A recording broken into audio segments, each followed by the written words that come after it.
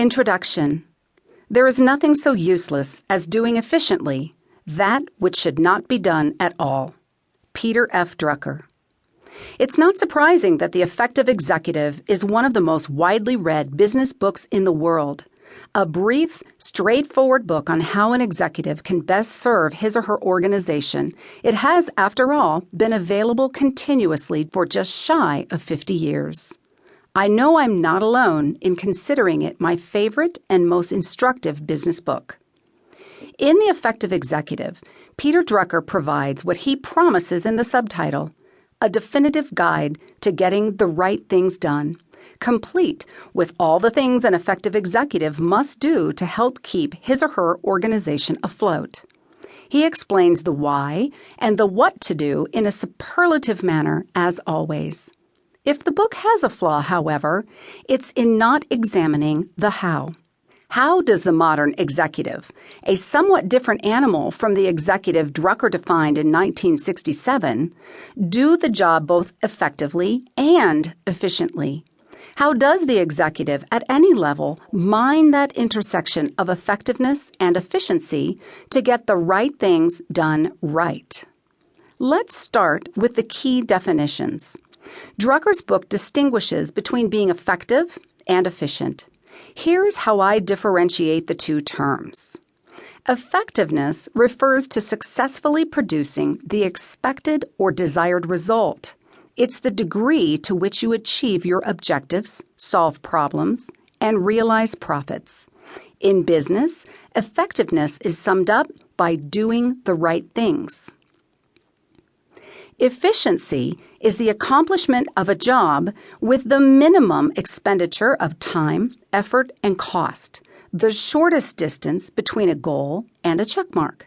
In business, efficiency is summed up by doing things right.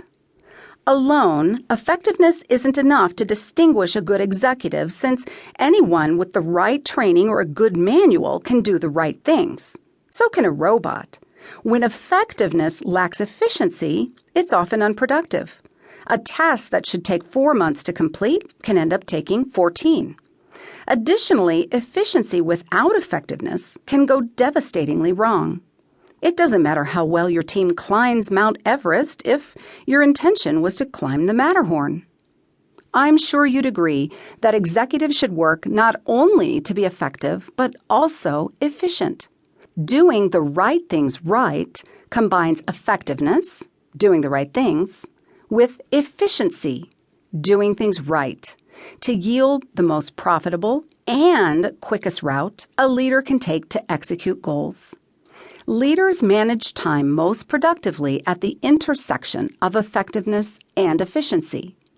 Therefore, once you know you're spending time on the right things, you then focus on doing them right. Who is an executive? In today's business vernacular, we usually assume an executive is someone in a senior leadership position. However, the dictionary defines an executive as a person or group appointed and given the responsibility to manage the affairs of an organization and the authority to make decisions within specified boundaries. In reality, an executive is someone who executes.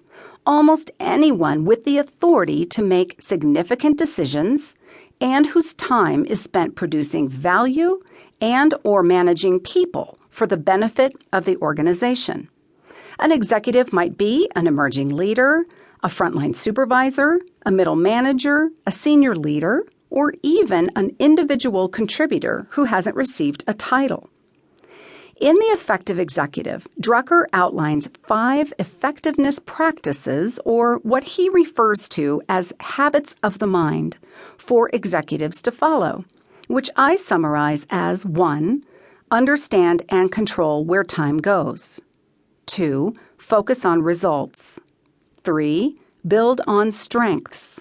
4. Prioritize tasks. 5. Make effective decisions.